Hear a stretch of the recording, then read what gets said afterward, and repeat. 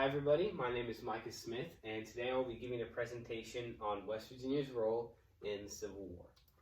So, leaving the Confederacy, West Virginia broke off from Virginia in 1861 to become a part of the Union.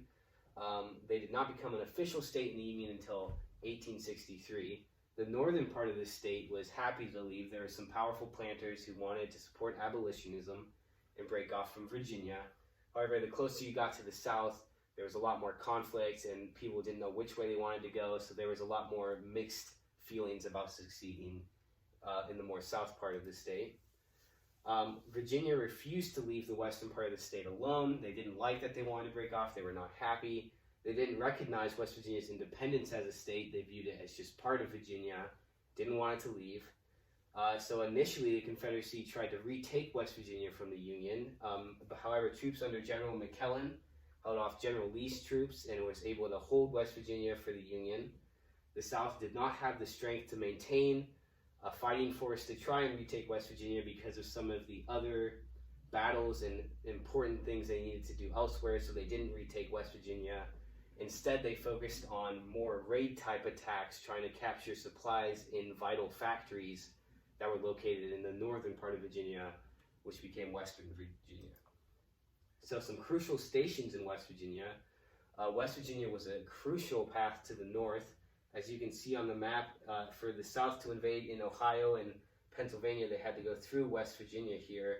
So it was an important strategical location to protect the North from the South. The Baltimore and Ohio Railroad, which ran through here, ran through West Virginia, which was another reason the Union fought so hard to keep West Virginia. They wanted to keep that supply line intact. And a lot of newly formed West Virginia regiments for the Union were located in West Virginia, and it was crucial to them to hold that and keep those troops under their control. Some information about the West Virginia troops. In the very beginning, when it initially broke off from Virginia, they provided a lot of troops in the very beginning. So much so that actually they were given an exempt from the 1864 draft numbers because they had provided so many so fast in the prior year. Then in 1865, that was reversed because they needed more troops. The Confederates also had some decent draft numbers in the western part of Virginia because it was still that mixed area that I talked about. But they were unable to have as many troops enlist because they lacked the necessary supplies to actually provide those troops with guns and clothing. Roughly 32,000 Union troops served from West Virginia and about 17,000 Confederate. The Confederate numbers are harder to estimate because Virginia viewed all enlistment as from Virginia. They didn't recognize West Virginia's independence, so it was all mixed enlistment, but they estimate around 17,000 Confederate troops served from Western Virginia. Several West Virginia regiments served in notable battles such as Antietam and Gettysburg. If we go back to the map here, Gettysburg would have been here in southern Pennsylvania, and Antietam was over in Maryland. So West Virginia was close enough to provide support much faster than some of the other states would have been able to, which was another reason it was such a crucial spot for the Union to hold, because it was able to provide support to all of these closer states. And that was why they were able to provide support so fast. So that was my presentation on, West Virginia's importance in the Civil War and the roles they played. I hope you found it informative. So that was my presentation on West Virginia's role in the Civil War. So now I'm just going to explain how I used some of those techniques to make my presentation better.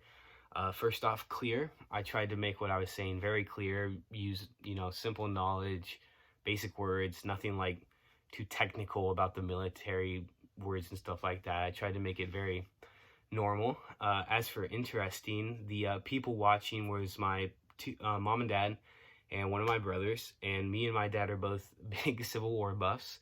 So it was interesting for him to hear about some of West Virginia's stuff in the Civil War, especially since that's a topic that's typically glossed over when you talk about the Civil War. As for my mom and my brother, we're all actually originally from West Virginia. So it was interesting for them to hear some of that history about West Virginia and some of the stuff about the state we grew up in. And so I tried to make my presentation interesting for the people I knew I was going to present to. And as for memorable, I tried to reiterate some of my points and tie them back together so that you would remember it, and like you would hear something and be like, oh, hey, he just talked about that, and tie it together. And since it's about stuff from West Virginia, I think they will remember it. So that's the strategies I used to make the presentation better. Thanks for watching.